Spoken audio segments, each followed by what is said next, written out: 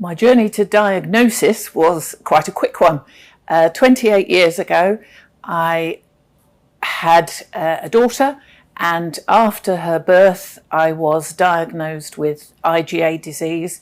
All during the pregnancy, I'd had blood in my urine, but it couldn't be investigated then. But as soon as she was born, I had a biopsy and the IgA was diagnosed.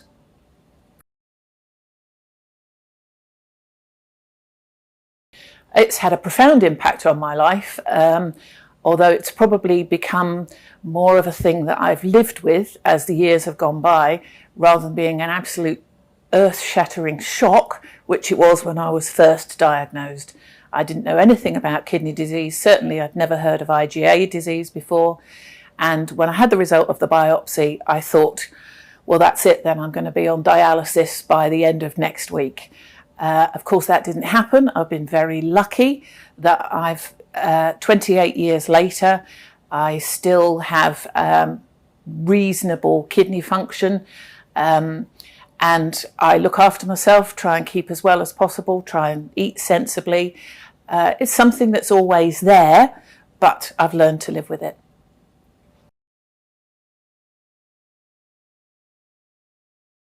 I hope that it's not had too much impact on family and friends, because I just get on with managing it quietly, and I've been very lucky that at this point in time it doesn't have too much of an impact on my daily life. So my close family know that I go for regular blood tests, for example, but it's not really something that is a feature of our everyday lives.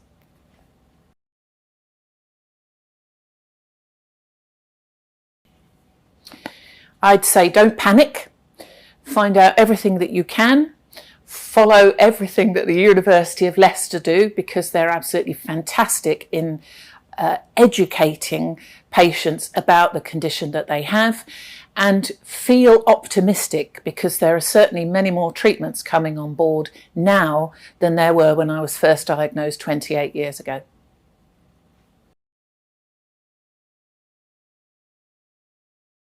Because my diagnosis predates the widespread use of computers and the internet, it was very hard to find information initially when I was diagnosed, and I actually knew very little about IgA disease for a long time.